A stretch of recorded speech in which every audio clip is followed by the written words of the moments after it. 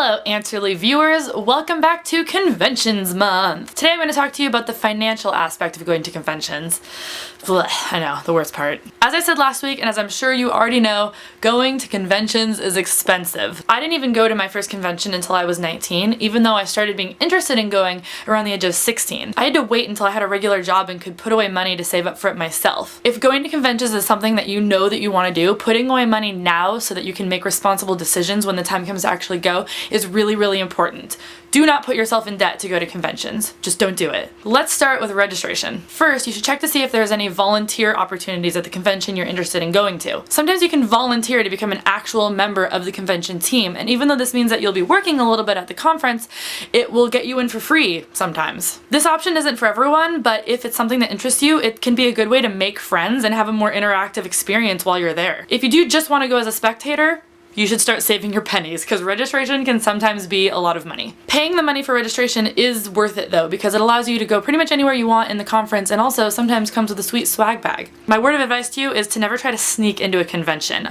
Obviously this goes without saying if you're a good person, but you will get caught and it will be embarrassing. Next is your hotel room. Obviously if you're going to a convention in your hometown, this isn't an issue because you can just drive over to the conference and have an awesome day and then when you're tired, go home and sleep in your own bed for free. If you are going to a convention that's a little further away though, you're going to need a hotel room. My biggest advice is to share rooms with people. In the past, I've crammed a lot of people into one hotel room to sort of try to bring the cost down for everyone. It might be worth it to sleep 3 to a bed or to crash on an air mattress on the hotel floor if it means that you're going to be able to afford going to the convention you want to more easily. You can also check to see if there are cheaper hotels nearby. You do not need to feel obligated to stay at the hotel that the convention is at because a lot of times conventions are held at really nice ritzy hotels and therefore the rooms are going to be pretty expensive. It really doesn't hurt having to walk a block or two at the end of the night to get to your room if it saves you a couple $100s. The biggest cost for conventions is generally travel. Plane tickets are expensive. It's just a fact of life. There aren't many ways around this,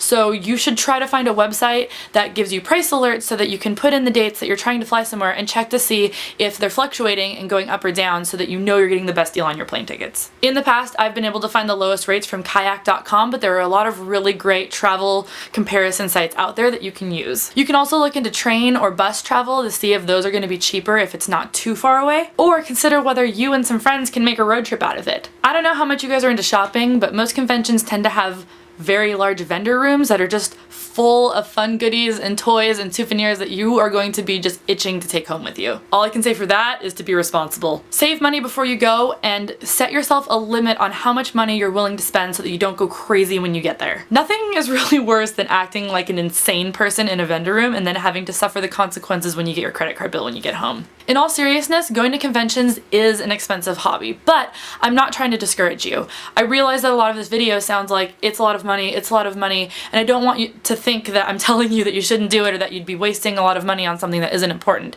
Because going to conventions is something that is important to a lot of people's lives, and they are actually kind of a life-changing experience. All I'm saying is that you need to be responsible and make sure that you're setting yourself up to be able to do something like this. If it means getting an extra job or not going out to eat or going to movies as much or not having to always have the newest version of the iPhone or something like that, then you need to make those decisions in your life because nobody's going to make them for you. If you think about what costs you can cut from your life to make room for convention going, it's going to make your life a lot easier. Also remember, instead of buying souvenirs, take pictures. Keep a journal. There's lots of free souvenirs that you can take home from these experiences that are also going to help bring down the cost of the whole trip. Going to conventions is kind of hard work when you look at it that way, but it is all worth it in the end. Let me know if you have any other specific questions you'd like me to talk about next week regarding conventions, and until next time, it's game over. Wow, why was that so difficult for me to say this time? It's game over.